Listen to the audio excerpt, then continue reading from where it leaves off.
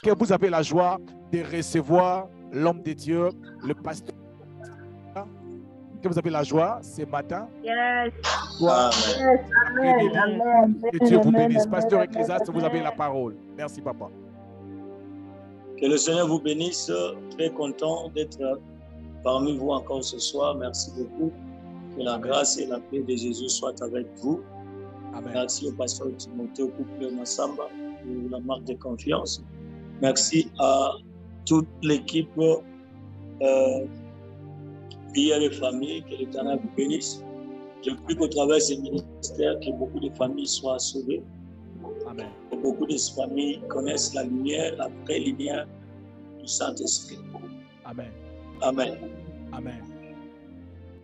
Hier, nous étions en train de parler sur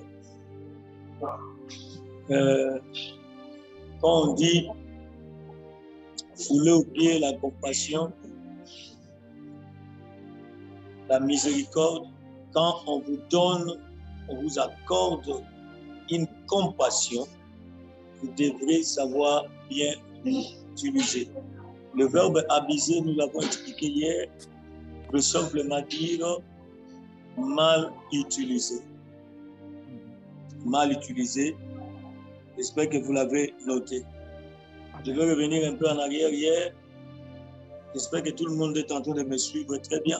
Très bien. Hier, nous avons parlé des deux serviteurs. L'autre, tous les deux avaient des dettes. L'autre a reçu une mesure de grâce, une compassion. On a même annulé sa dette. Mais à son tour, lorsqu'il rencontre celui qui lui donne de l'argent, lui, à son tour, a mal utilisé la compassion qu'il lui avait reçue. Il a sauté sur le cou de cette personne. Et nous connaissons le sort de cette personne. Nous avions dit que abuser de la compassion qu'on vous accorde, premièrement, c'est lorsqu'on a l'attitude dans notre cœur que c'est seulement nous qui méritons la compassion, pas les autres.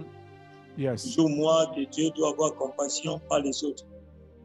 Et cette attitude, c'est déjà abuser de la compassion qu'on a reçue. Yes. Amen. Amen. Aujourd'hui, nous allons un peu étudier la vie de Jonas. Jonas était un prophète que j'aime beaucoup, un prophète qui connaît Dieu, qui connaissait Dieu, un prophète qui connaissait les qualités de Dieu. Dieu se révèle à lui dans Jonas chapitre 1, vous allez lire. Dieu se révèle à lui et lui dit que je veux détruire Ninive. Je veux détruire ces villes parce qu'ils sont méchants, ils ne m'adorent pas, ils prient d'autres dieux, ils ne sont pas reconnaissants. Dieu a montré ses intentions à Jonas de détruire la ville de Ninive. Détruire la ville de Ninive. Alors, Jonas répondant à Dieu en disant ceci: je sais que tu es un Dieu miséricordieux et compatissant. Voyez, Jonas commence d'abord à mentionner ces qualités de Dieu. Dit, je sais que toi, tu es un Dieu compatissant. Un Dieu miséricordieux. Voilà. Donc, si vous lisez Jonas chapitre 1, à partir du premier verset, quand Dieu parle de Jonas. Maintenant, il dit que tu es un Dieu compatissant, miséricordieux. Je sais que tu ne te fâcheras pas. Tu m'envoies Ninive, tu dis que tu vas détruire Ninive, tu vas tous les tuer. Mais si je pars là-bas et que ces gens s'humilient et prient, tu auras compassion d'eux. Jonas avait raison parce qu'il connaissait Dieu. Yes. Et pour cette raison, Jonas s'est décidé de partir à Tarsis. Voilà. Il s'est décidé de partir à Tarsis. Il a fui Dieu. Nous connaissons l'histoire. Même les sorciers connaissent l'histoire de Jonas. Ça ne sert à rien de répéter cela. Mais je mentionne le point important. Jonas a fui Dieu vers Tarsis. En cours de route, Dieu l'a rattrapé. Finalement, on l'a jeté dans l'eau. Il se retrouve dans l'eau. Dans Jonas chapitre 2, Jonas, dans le ventre du poisson, Jonas commence à prier. Il fait des prières. Alléluia. Amen. Jonas commence à faire des prières. Vous verrez dans Jonas chapitre 2, je commence à lire à partir du deuxième verset. Jonas, dans le ventre du poisson, pria l'Éternel son Dieu et dit, dans ma détresse, j'ai invoqué l'Éternel et il m'a exaucé. Du sein de ces jours de mort, j'ai crié, tu as entendu ma voix. Tu m'as jeté dans l'abîme, dans le cœur de la mer, et les courants d'eau m'ont environné. Toutes ces vagues et tous ces flots ont passé sur moi. Je disais, je suis chassé loin de ton regard, mais je verrai encore ton saint temple. Les hommes m'ont couvert jusqu'à m'ôter la vie. L'abîme m'a enlevé. Les roseaux m'ont entouré ma tête. Je suis descendu jusqu'aux racines des montagnes. Les barques de la mer m'ont fermé pour toujours. Mais tu m'as fait remonter vivant de la force, l'Éternel mon Dieu. Quand mon âme était abattue au-dedans de moi, je me suis souvenu de l'Éternel et ma prière est parvenue à toi dans ton Saint-Temps. Oui, Jonas a prié. Dans le dernier verset 11, il est écrit l'Éternel parla au poisson et le poisson vomit Jonas. Oui, Jonas, lui, se retrouve dans le ventre du poisson. Il commence à prier. N'est-ce pas qu'il a désobéi? Il a désobéi. Il a fui. Dieu envoie des tourbillons. Il se retrouve dans le ventre du poisson. Et là, il commence à prier. Il se rend compte qu'il devait prier. Il prie, Dieu l'exauça. Et la Bible dit, Dieu parla au poisson et le poisson vomit qui? Jonas. Bon, dans le chapitre 3, Jonas se retrouve maintenant à Ninive. Il prêche, il prêche, il prêche, il prêche. Repentez-vous, les gens de Ninive touchés par la parole de Dieu. Il se dit, gênons, prions, implorons la grâce et la compassion de Dieu. Ok. La Bible déclare, du plus grand, c'est-à-dire les rois, jusqu'au plus petit, les animaux et tout le reste, ce sont des sacs, des cendres et ont imploré la compassion de Dieu. Jonas a prêché pendant 3 jours. Il s'attendait à ce que Dieu détruise ce peuple. Mais finalement, puisque ce peuple se sont humiliés, Dieu a eu pitié, il a eu compassion de ce peuple, Dieu les a pardonnés. Maintenant, Jonas, dans le chapitre 4, Jonas se fâcha. Il dit à Dieu, tu vois, je t'avais dit, si je venais ici, tu vas pardonner ce peuple. Dieu utilisait une sagesse. C'est pas que Jonas avait des problèmes, il était comme moi, pas trop de cheveux. Alors, Dieu a fait sortir un grand soleil qui lui brûlait sa tête. Jonas se fâcha encore. Malgré tout le travail que j'ai fait, tu envoies encore, tu fais lever encore ce soleil. Jonas était un prophète plaintif, mais un prophète charismatique qui connaissait Dieu. Après, Dieu poussa quelque chose, une plante. Vous verrez ça dans le chapitre 4, chapitre 4, 8e verset. Au lever du soleil, Dieu souffla un vent chaud d'Orient et le soleil frappa la tête de Jonas au point qu'il tomba en défaillance. Il demanda la mort et dit, la mort m'est préférable à la vie. Dieu dit à Jonas, fais-tu bien de t'irriter à cause du raisin? Il répondit, j'ai fait bien de m'irriter jusqu'à la mort.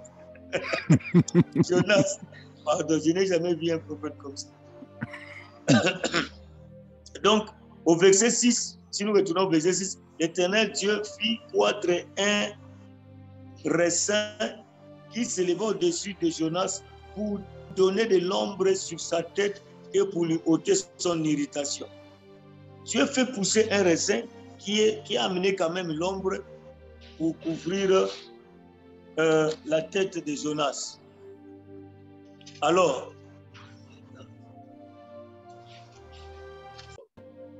Quand cela est arrivé, Jonas se fâcha encore. Jonas se fâcha encore. Maintenant, Dieu dit à Jonas, dans le verset que nous venons de lire, fais-tu bien? Comment toi, tu te fâches pour quelque chose que tu n'as pas fait pousser? Que moi, l'Éternel, j'ai fait pousser pour couvrir ta tête. Quand c'est sec, tu as pitié de ces raisins, tu as pitié de ces plantes, tu veux que ces plantes restent là, tu veux que ces plantes-là donnent de l'ombre sur ta tête. Mais comment moi, tu ne veux pas que moi l'Éternel, je n'aie pas pitié du peuple que j'ai créé, qui ne sont pas des animaux, qui ne sont pas des plantes, mais qui sont mon image, qui sont ma représentation. Vous voyez, ça s'est foulé au pied la compassion de Dieu. Dieu a eu compassion de Jonas. Première compassion que Dieu a fait à Jonas. Malgré sa désobéissance, il se retrouve dans le ventre du poisson. Jonas commence à prier. Dieu l'exauça. Vous voyez? Dieu l'exauça et Dieu le délivra du poisson et le ramena à Ninive. Et il prêche à Ninive. Il finit. Il part se mettre sur la montagne pour voir comment Dieu va détruire la ville de Ninive. Ça, c'est l'attitude de l'Église aujourd'hui. Ok. Quand je prêche, que mes ennemis meurent, que mes ennemis brûlent, que mes ennemis, je me tiens maintenant sur la montagne de l'Ufisila de Manguengue en train d'attendre comment Dieu va brûler mes ennemis, comment les sorciers vont mourir, comment tout ça. Et quand ça n'arrive pas, on pense que notre prière n'a pas été exaucée. Et Jonas était très fâché. Quand il y a eu le soleil, Dieu le protège encore. Deuxième compassion. Il est content. Mais quand Dieu fait sécher les raisins, il se fâche encore. Ouais, ça c'est l'attitude des gens qui pensent que la compassion est faite pour eux-mêmes. C'est le cas de Jonas. C'est le cas de beaucoup de pasteurs. C'est le cas de beaucoup de prophètes. C'est le cas de beaucoup des enfants de Dieu. Aujourd'hui, on attrape les enfants sorciers dans des familles. On les abandonne à leur triste sort. Non, cet enfant est sorcier. Comment cet enfant se retrouve dans la rue? Cet enfant est sorcier. Tout le monde ne veut pas l'encadrer. Personne ne veut plus le garder à la maison parce que cet enfant est sorcier. Alors que cet enfant mérite aussi la compassion de Dieu. Si Dieu nous a fait grâce, si Dieu nous a fait grâce, nous aussi nous devons être compatissants aux autres. Si nous ne le faisons pas, ça, j'entre dans le message de ce soir. Ouais. Si nous ne le faisons pas, nous sommes en train d'abuser la compassion de Dieu. C'est-à-dire, la compassion que moi j'ai reçue, je dois le partager avec les autres. Yes. C'est pas là. Hier, j'ai dit que Dieu, lorsqu'il me fait grâce, il me fait miséricorde, je ne dois pas avoir à l'idée que cela se limite seulement à moi. Dieu aussi peut le faire à une autre personne. Ça, c'était pour hier. Mais pour aujourd'hui, c'est quoi? C'est que lorsque moi, je reçois la compassion de Dieu, je suis obligé de le partager aussi aux autres. Je suis obligé de pardonner aux autres comme moi, j'ai été pardonné. Matthieu chapitre 6, à partir du 9e verset, Jésus dit à ses disciples, « Voici donc comment vous devez prier. Notre Père qui es aux cieux, que ton nom soit sanctifié, que ton règne vienne, que ta volonté soit faite sur la terre comme au ciel. Donne-nous aujourd'hui notre pain quotidien. » Quoi encore? Quoi encore? Quelqu'un peut compléter? Pardonne-nous nos offenses. Pardonne-nous nos offenses. Nos offenses. Voilà, pardonne nos offenses comme Nous pardonnons assez. Voilà, c'est ce que je voulais entendre. Donne-nous notre pain quotidien. Pardonne-nous nos offenses comme nous aussi, nous pardonnons à ceux qui nous ont offensés. Abuser de la compassion de Dieu, c'est lorsque nous appliquons les non-pardons. C'est lorsque nous ne pouvons pas à notre tour avoir compassion des autres. Lorsque nous ne pouvons pas à notre tour avoir pitié des autres. Tu regardes quelqu'un qui est affamé, tu n'as pas un cœur compatissant de partager le pain avec lui. Pourquoi? Parce que c'est un sorcier. Pourquoi? Parce que c'est un païen. Pourquoi? Parce que c'est une prostituée. Pourquoi? Parce qu'il ne prie pas dans votre église. Pourquoi? Parce que lui, il est pris dans une autre église dans laquelle vous ne cohabitez pas. Vous n'êtes pas dans la même doctrine. Vous voyez? Donc, lorsqu'on n'est pas en mesure de partager la compassion que nous avons reçue, c'est déjà un abus. C'est déjà un abus. Amen. Amen. Amen. Prier beaucoup sans partager la compassion, c'est de la fausse spiritualité. Prophétiser sans avoir la compassion aux autres, c'est de la fausse spiritualité. Amen. Si on a la compassion des autres, on ne va pas les escroquer. Si on a la compassion des autres, on ne va pas leur donner des fausses prophéties pour les impressionner. Lorsqu'on a la compassion des autres, nous nous mettons à la place des autres. Si c'était moi, qui avais perdu les parents et que j'étais orphelin, si c'était moi qui a été négligé à la société, comment j'allais sentir? Si c'était moi qui a été trahi, si c'était moi qu'on faisait souffrir, comment j'allais sentir? Lorsqu'on n'est pas en mesure de partager la compassion de Dieu, nous l'abusons. Parce que tout ce que Dieu nous donne, nous sommes appelés à les partager. Amen. Si Dieu vous a sauvé, partagez le salut aux autres. Si Dieu vous a béni, partagez la bénédiction aux autres. Si Dieu vous a fait grâce, faites aussi grâce aux autres.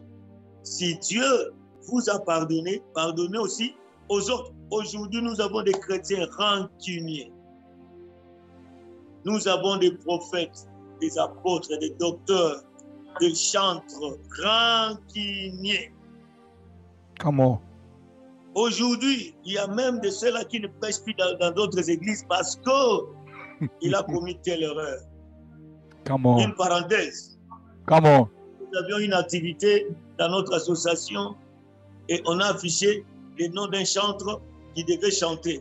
Nous sommes allés dans une église, leur demander la main de l'association. Dans cette église, on nous dit, nous ne viendrons pas si ces frères ici se retrouvent sur l'affiche. On les a dit, mais où se trouve le problème? Oh non, parce qu'il a divorcé. Parce qu'il a divorcé, vous ne pouvez pas le mettre sur l'affiche. Il ne peut pas être là, sinon on ne viendra pas. J'ai dit, mais pasteur, vous êtes rancunier? Moi, je suis direct. J'ai dit, vous êtes rancunier? Nous ne soutenons pas le divorce. Nous n'encourageons pas le divorce. Nous ne voulons pas le divorce. Nous ne souhaitons pas le divorce. Mais un frère divorcé n'est pas privé d'aller au ciel. Comment? Quelle doctrine? Quelle doctrine? Parce que la Bible dit, Jésus parle de l'enlèvement, dit 2 personnes seront sur le même lit, mariées à la maison, l'un partira, l'autre va rester. Si le mariage sauvera quelqu'un pour aller au ciel, Jésus n'allait pas dire ça. Oui. Donc, on écarte un frère juste parce qu'il a divorcé. Vous voyez? Donc, on a gardé rancune.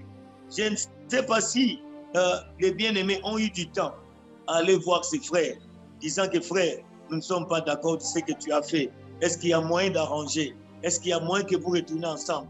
Qu'est-ce qui n'allait pas? Est-ce qu'on peut vous aider? Personne ne l'a fait. Personne n'a assisté. Et vous ignorez des raisons de leur séparation. Vous n'avez même pas aidé. Vous n'étiez pas là à les aider à être ensemble, à retourner ensemble. Vous n'avez même pas intercédé pour eux. Mais vous êtes là à dire que ces frères-là, nous ne viendrons pas à cause de ces frères-là. Vous voyez, les églises d'aujourd'hui, on a tendance à être trop sérieux. Non, nous sommes sérieux dans nos engagements. On ne peut pas venir parce que ces frères-là. Ça, c'est être méchant. C'est pas être compatissant. Parce que quand quelqu'un divorce, c'est une expérience très douloureuse. C'est un moment très difficile. Cette personne a besoin de soutien, a besoin de la compassion de nous qui sommes encore mariés. Il a besoin de voir que nous sommes là avec lui, nous le soutenons. S'il y a moyen qu'ils retournent ensemble, la personne a besoin de la compassion. Amen, amen, amen, amen, amen. Vous vous souvenez l'histoire des bons samaritains que Jésus disait? On a tabassé un homme à moitié mort. Jésus a dit, les Lévites viennent, ils passent outre. Les pharisiens viennent, ils passent outre. Mais un Samaritain. Vous savez, lorsque Jésus parle des Samaritains, à l'époque de Jésus, lorsqu'on parle d'un Samaritain, c'était un peuple mélangé de toutes races. Voilà pourquoi les Juifs ne voulait pas des Samaritains. Ils ne s'entendaient pas. Hein? Ça date du temps de la mort de Salomon. Vous qui lisez la Bible, après la mort de Salomon, son fils a récupéré le trône. Finalement, il était tellement méchant que Dieu a décidé de diviser Israël. 10 tribus sont parties de l'autre côté, 2 tribus de l'autre côté. C'est alors qu'il s'est formé 2 royaumes, le royaume d'Israël et le royaume de Juda. Et dans le royaume d'Israël, c'est là où vous voyez dans 2 rois, dans 2 chroniques, vous voyez tous les rois méchants étaient les rois d'Israël. Et tous les rois qui marchaient avec Dieu étaient les rois de Juda. Les Akab et les autres étaient les rois d'Israël. Et à cause des idoles et des mélanges, finalement, il s'est né un peuple. Un peuple de mélange de tout et de rien. C'est pour cela, à l'époque de Jésus, ces gens, on les considérait comme des Samaritains parce qu'ils avaient comme capitale Samarie et le royaume de Juda avait comme capitale Jérusalem. Ça, c'est l'histoire de la Bible. Mais j'explique, dans le temps de Jésus, lorsqu'on parle un Samaritain, on se réfère à quelqu'un qui ne connaît pas Dieu. Ok. À quelqu'un qui a des mélanges de trucs. Il a les puits de Jacob. Il est le fils d'Abraham. Il a la sémence d'Abraham, mais il a ajouté d'autres dieux, d'autres mélanges. Finalement, ils se sont créés une autre tradition, une autre culture. C'est ça les Samaritains. C'est pour cela la femme samaritaine a dit à Jésus, vous et nous, on ne s'entend pas. Vous allez prier, adorer à Jérusalem. Nous montons où? À la montagne. Parce que le temple était à Jérusalem, les Samaritains étaient privés du temple. Ils montaient à la montagne. Ouais, donc, c'est à cause de tous ces mélanges-là, les Samaritains se sont retrouvés un peuple avec trop de doctrines, trop de mélanges. Ils sont nombreux aussi aujourd'hui, les Samaritains. Donnez-moi un amen. Amen. Il y a beaucoup de Samaritains. Il y a beaucoup de Samaritains. Il vient à l'église, mais il a un autre prophète qui lui donne de l'eau à la maison. Il a un autre prophète qui vient, j'ai dit, qui lui fait les services d'huile. Il y a un autre prophète qui vient les samedis, qui l'amène, je ne sais pas moi où. Nous voyons même des enfants de Dieu qui ont traîné à l'église. Mais des fois, lorsqu'on les ramène dans des pratiques bizarres, ils acceptent. Tu te poses la question, mais quelqu'un qui a fait 10 ans à l'église, comment on lui dit de sauter sur les faits comme ça, il saute aussi. Quelqu'un qui fait 10 ans à l'église, comment on lui dit de faire ça, il fait aussi. Pourquoi? C'est l'esprit samaritain, l'esprit des mélanges. Okay. On pense que le Dieu Jésus ne suffit pas, il faut ajouter encore la tradition, il faut ajouter encore XY. Jésus nous suffit. Frères et sœurs, Jésus, c'est la finition. Jésus, c'est le sommet. Jésus nous suffit. À part Jésus, il n'y a plus rien. Après Jésus, il n'y a rien. Jésus, c'est le sommet. Sommet des sommets, c'est Jésus. Même les musulmans savent que Jésus est le sommet des sommets. Amen. Même les musulmans savent. Parce que Jésus a dit, je m'en vais au Père, je reviendrai vous prendre. Mais Mahomet partait, disait, je ne sais pas où je pars. Je ne sais pas où je pars prier pour vous. Mais comment suivre quelqu'un qui lui-même ne connaît même pas là où il part? Ouais, donc même les musulmans savent qui est Jésus.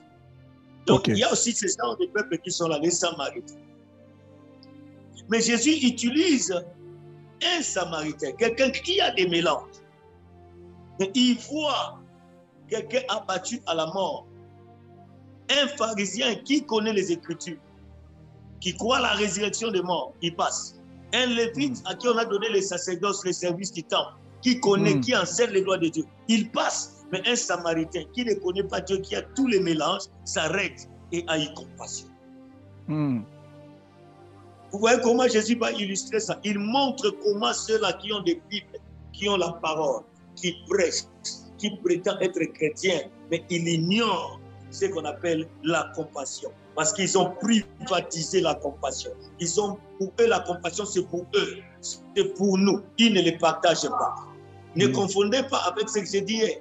Hier, c'est que tu ne veux pas que Dieu fasse les autres compassion. Mais aujourd'hui, la compassion que tu as reçue, tu as la responsabilité.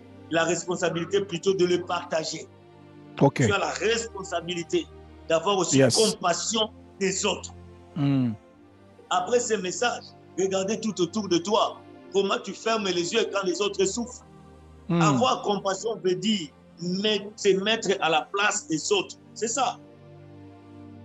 C'est se mettre à la place des autres. Si c'est moi qui souffrais, quelle attitude que j'avais? Ok. À partir de ce soir, il faut changer même vos prières. Hein. Dieu donne-moi les mariages, Dieu donne-moi l'argent, Dieu donne-moi les... C'est toujours Dieu donne-moi, Dieu donne-moi. Il faut changer les prières. Amen. Il ne faut pas abuser de la compassion. Commencez à dire à Dieu, Seigneur, vois mon frère, il souffre. Vois ma soeur, il souffre. Seigneur, pense à cet homme-là. Pense à cette femme-là. Pense à cette soeur-là. Pense à ce frère-là. Et la compassion, c'est quoi? Ce n'est pas l'intercession. La compassion, c'est se mettre à la place des autres. L'intercession, c'est intercéder. La compassion, je me mets à la place de quelqu'un. C'est-à-dire, je ressens ce qu'il ressent. Ouais. C'est ce qui me motive maintenant de poser des actes. Sur la compassion part plus que l'intercession. L'intercession, j'ai prié. J'ai dit Amen, ça s'arrête là. Mais la compassion, après avoir prié, je pose des actes. Je pars chercher le frère, ou la soeur, ou la maman, ou le papa, ou qui que ce soit. Je pars proposer mon service d'aide. Est-ce que je peux t'aider? Est-ce que je peux t'aider? Est-ce que je peux t'aider? Nous voyons cela. Vous savez, je voyage beaucoup à l'intérieur du pays. Ce qui m'a écœuré, c'est que je vois à l'intérieur, tu vois un homme et une femme qui revient du champ, mais tu vois l'homme avec sa machette. Mais la femme transportait des blocs de bois derrière au dos. Elle a des enfants. Et les deux marchent en train de parler. L'homme seulement avec la machette. La machette. Chef de famille. La femme transportant des trucs comme ça. Je supportais. Un jour, je me suis arrêté. J'ai dit à monsieur là, j'ai dit, non. Pas comme ça. J'ai vu la femme là courbée. J'ai dit, monsieur, comment tu peux faire ça? Et il me regarde. Il dit, non. C'est le travail de la femme. J'ai dit, non. Oh, non. Et ces braises-là, ou ces bois-là, lorsqu'elle va préparer, c'est elle-même qui va manger. Comment? Et l'enfant qu'elle porte là, elle a mis au monde elle-même, elle a fait tout, conception, tout. Et puis elle devient Marie, qui enfante Jésus. Même Marie qui enfantait Jésus. Joseph prenait soin de Jésus. Joseph prenait soin de bébé Jésus. Oui, manque de compassion. C'est-à-dire, la souffrance de l'autre ne m'intéresse pas. Lorsqu'on ne sait pas partager la compassion, frères et sœurs, on abuse de ça. Jésus a dit, voilà les Samaritains. Il s'est arrêté. Il a dit, je ne peux pas laisser cet homme. Il n'était pas de sa famille. Il n'était pas son cousin. Il ne le connaissait pas. D'ailleurs, le monsieur descendait à Jérusalem. Cela veut dire, le fait qu'il partait à Jérusalem, ça veut dire qu'il était juif. Déjà, entre Samaritains et Juifs, ça n'allait pas. Mais les Samaritains n'ont pas regardé que nous n'avons pas de bonnes relations. Ça ne m'intéresse pas. Ce qui m'intéresse, je ne laisserai pas cet homme ici mourir comme ça. Si l'Église, on peut commencer à appliquer la compassion, nous aurons beaucoup d'âmes sauvées. Vous verrez un frère qui prie 8 heures du temps et qui ne sait pas partager la nourriture à son voisin qui dort affamé. Comment? Nous voyons des frères prier 8 heures du temps là, des sœurs prier 8 heures du temps là, mais ils préfèrent avoir des valises et des valises. Valises et des valises des habits pendant que les autres en manquent. Comment? Retournez à l'église primitive dans Actes chapitre 2. Vous verrez que la Bible dit ils avaient tout en commun. Personne ne disait que telle chose m'appartient. Personne ne disait que telle chose m'appartient. Mais pourquoi ils avaient tout en commun? C'est comme ça que le Seigneur manifestait leur puissance. Il dit qu'ils mettaient tout en commun, de sorte que ce qui manquait soit couvert par ce qui avait. Ouais. Et la Bible dit qu'il n'y avait aucun indigent. Si nous pouvons appliquer la compassion aujourd'hui à l'Église, mes frères, nous n'aurons pas de pauvres. Mes frères, nous ne serons pas des gens qui vont pleurer. Parce que le peu que nous gagnons, si nous décidons d'être compatissants, miséricordieux comme Dieu, je vous dis que les enfants orphelins partiront à l'école. Je vous dis que les veufs vont vivre tout un mois. C'est parce que à l'église, il y a 2 personnes qui ont le cœur compatissant. Mais il y a 3000 qui sont là en train d'applaudir l'onction, en train de parler en langue, en train de crier. Lorsqu'il s'agit de la construction de l'église, quelqu'un sort, je donne 1 million, je donne 100 000. Gloire à Dieu, nous aimons ça. Mais lorsque on doit soutenir une veuve, je vous dis, c'est un problème. Nous voyons ça à l'église, je suis pasteur de l'église. Lorsque quelqu'un est endeuillé, on fait des cotisations. Je vous dis que c'est très difficile. Des fois, nous prenons la caisse de l'église, on comble. Des fois, les pasteurs du chèque dans tes poches, tu vas seulement couvrir pour éviter la honte. Dieu. Quelqu'un qui a perdu ses parents, quelqu'un qui a perdu son mari, sa femme, l'église se mobilise, lui donne 50 000 francs, 60 000 francs, équivalent à 30 $. Vous imaginez? Mais quelqu'un peut aller pour ses make-up, il dépense 100 $. Peut aller pour ses mèches, il dépense 200 $. Voyez comment on n'est pas compatissant. Voilà pourquoi il n'y a pas de puissance. Voilà pourquoi il n'y a pas des exploits parmi nous. Si nous avons un cœur compatissant, nous ne laisserons pas nos frères et sœurs qui sont tombés. Nous irons vers eux. Je dis, frère, je ressens ce que tu ressens. Tomber dans les péchés.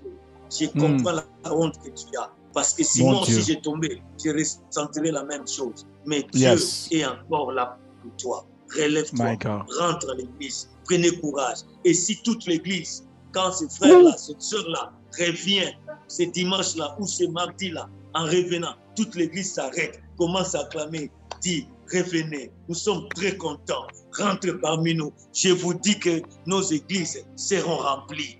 Seront remplies. Wow. Seront remplies. Amen. Regardez le père qui a perdu son enfant, l'enfant prodigue, lorsqu'il revenait. L'enfant n'avait pas fini de parler.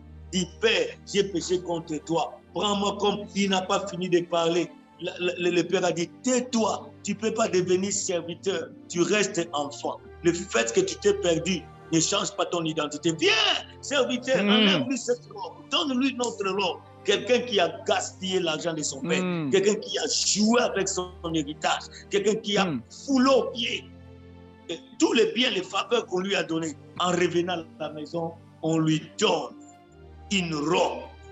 Merci. Très chère. On l'accueille avec joie. Yes. God bless you. Vous comprenez? Est-ce que l'église, on est comme ça? Et quand les grands frères viennent, les grands frères, celui qui fout grand frère pasteur, qui abuse la compassion, dit, pourquoi vous faites la fête à quelqu'un qui a gaspillé l'argent? Ça, c'est l'attitude de beaucoup ici à l'église. Comment? Ça, c'est l'attitude de beaucoup.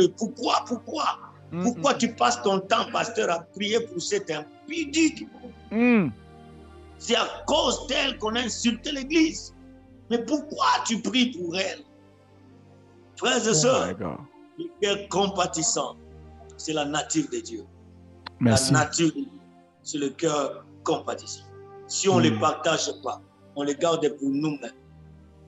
Nous sommes en train de mal utiliser la compassion. Ce n'est pas seulement pour toi. J'aimerais que quelqu'un dise après moi, ce n'est pas seulement pour moi. Ce n'est pas seulement pour moi. Ce n'est pas seulement pour moi.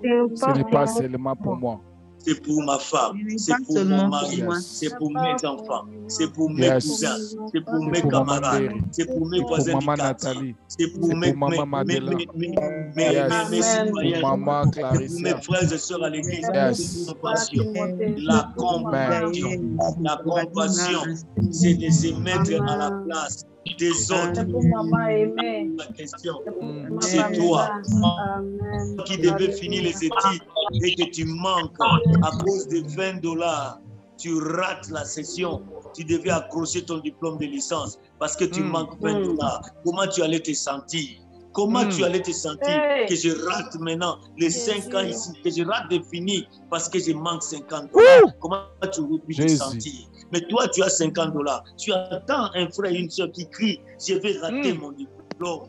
Je me suis sacrifié. Tu gardes, tu dis, je ne peux pas. Non, je ne peux pas. Non, je ne peux pas. Et cette personne rate un diplôme. C'est pendant que toi, tu as fait quelque chose à donner. C'est ça. Abuser de la compassion. Je suis encore toujours dans la compassion de Dieu. Je ne descends pas encore dans la compassion des hommes. Ce que Dieu nous donne, ce que Dieu a fait de nous, faisons aussi pour les autres. C'est ça la compassion. En fait, la compassion, quelqu'un d'autre dira, mais ça, c'est pas la compassion, c'est l'amour. Non. En fait, les dérivés de l'amour, c'est quoi? C'est la compassion, Merci. la miséricorde. Yes. Tout ça, ce sont les dérivés de l'amour. Ouais. Donc l'amour lui-même, on ne le voit pas. Mais on le voit par ses dérivés. Ouais. On le voit par les dérivés. Les dérivés, c'est les actes que nous posons qui montrent qu'il y a en nous l'amour. Ouais. La compassion, j'atterris et je pense que je vais clôturer par ici. La compassion, au fait, quand on parle de la compassion, on parle de la compassion là où il y a le mal. Comment? Insiste, là où il n'y a papa. pas le mal, on ne parlera pas de la compassion. Ok. Là où il n'y a pas les problèmes, on ne parlera pas de la compassion. Votre micro. C'est là où on parlera de la compassion. Insiste, papa. Quand Éclaircis, quelqu'un papa. est dans les problèmes, quand quelqu'un est tombé, quand quelqu'un est dans les difficultés, c'est là où on parle de la compassion. Lorsque tu regardes, tu dis, oh mon Dieu, ça a mal au cœur. C'est la compassion. La compassion, ce n'est pas vexer les larmes. C'est pas vexer les larmes. C'est sentir mal au cœur. C'est comme si c'est moi qui suis dans ces problèmes. Ok. Et lorsqu'on les ressent comme ça, on ne doit pas s'arrêter dans les ressentis. On doit se lever, poser des actes. Je ne dis pas que vous avez toutes les solutions à donner à quelqu'un. Non. Non, non. Vous ne pouvez pas donner toutes les solutions. Ce n'est pas ça la compassion. Je me mets seulement à la place des autres. Si je n'ai pas l'argent à lui donner, mais j'ai une prière à faire à Dieu. Merci. Pour lui. Merci. Si je n'ai pas la nourriture à lui donner, mais j'ai une prière à faire. Si je n'ai pas une même prière, une information. mais j'ai de la nourriture à donner. Si je n'ai pas de la nourriture, j'ai une relation auquel je peux même les mettre en contact pour l'aider. Jésus. J'ai toujours quelque chose. Ce n'est pas seulement question d'argent. C'est question de mettre à la disposition de l'autre tout ce qu'il y a comme capacité potentielle, relation, tout ce que Dieu a investi à toi, que tu peux mettre à la disposition de l'autre lorsque vous vous mettez à sa place. Ne soyons pas comme les Lévites qui a laissé les messieurs, ne soyons pas comme les pharisiens, ne soyons pas comme Jonas qui s'est plaint parce que Dieu a fait compassion à un peuple qu'il a chassé. Donc Jonas, en prêchant là, il n'avait pas de compassion. Il prêchait pour que ce peuple meure. Ouais. Alors qu'il prêche, s'il prêchait avec compassion, il n'allait pas se fâcher lorsque Dieu a pardonné à ce peuple-là. Partageons la compassion, c'est-à-dire mettons-nous à la place des autres, sans tenir compte des races, des rangs sociales, sans tenir compte des croyances et des doctrines. Beaucoup seront sauvés à cause de la compassion. Ils ne prient pas avec vous, ils ne croient pas, mais vous êtes mis à sa place. Vous étiez là lorsqu'il a eu des problèmes. Vous lui avez proposé des solutions et cette personne peut suivre votre Dieu à cause de la compassion. Amen. Cessons cette fausse spiritualité où on prie beaucoup, où on se croit juste, où on se croit crédible, mais alors que les qualités de Dieu, nous n'en avons pas. Dieu est amour, Dieu est compatissant, Dieu est miséricordieux. Il n'est pas seulement puissant, il n'est pas seulement le restaurateur, il n'est pas seulement celui qui livre des prisons. Ce sont des choses qu'on utilise. Puissant, il guérit, il sauve, il fait ceci, ça c'est bien. Mais il est aussi compatissant. Comment? Yes. De la même manière, il est puissant, de la même manière, il est compatissant. Lorsque nous utilisons la puissance, utilisons aussi la compassion. La compassion. Demande à ton frère, depuis que tu es chrétien là, tu as eu compassion de qui? Depuis que tu pries, depuis, pose-toi la question ou pose même la question à quelqu'un. Depuis que tu pries là, 10 ans, 5 ans, 15 ans, 2 ans, 6 mois, tu as eu déjà compassion de qui? Tu me diras, moi je ne vois personne. De ma femme. Non. De mes enfants. Merci beaucoup. Ça, c'est votre femme que vous avez choisie et vos enfants que vous avez de ma mère. Merci beaucoup. Elle vous a mis au monde. Amen. Amen. Gloire à Dieu. Parce que Timothée a cité quand même. Vous aussi citez là où vous êtes. Vous avez eu compassion de qui? Que Dieu bénisse le cœur compatissant. Amen. Je répète, que Dieu bénisse le cœur compatissant. Yes. Que le Dieu bénisse le cœur compatissant. Amen. Le cœur là reflète Dieu et ils verront Dieu. Aujourd'hui, Amen. je m'arrête pour dire, partagez ce que Dieu vous a donné. Dieu vous a fait grâce, faites grâce aux autres. Dieu vous a pardonné, pardonnez aux autres. Dieu a eu compassion de vous, ayez compassion des autres. Demain, nous parlerons sur la compassion des hommes. Nous parlerons aussi pour ceux qui reçoivent la compassion. Parce que ici, là, c'est toujours là qui donne. Mais demain et après-demain, nous parlerons de ceux qui reçoivent. Toi, tu as reçu, donner aussi. Amen. Que la grâce de Dieu Amen. soit. Amen. Que la main de Dieu soit. Amen. Que je prie que le message puisse conquérir ton cœur et que tu bouillonnes en toi. Commencer à avoir compassion de ceux qui souffrent, de ceux qui sont dans des problèmes. Et le cœur compatissant pour eux. Et cela vous poussera à les aider. Que Dieu vous bénisse. Amen. Amen. Amen. Est-ce que quelqu'un peut acclamer le Seigneur? Est-ce que quelqu'un peut très bien acclamer le Seigneur? Acclame le Seigneur. Dieu t'a donné les mains. Acclame ce Dieu. Oh my God. Oh my God. Je pensais que tu allais faire mieux que ça. Je pensais que tu allais très bien acclamer plus que ça. Oh my God.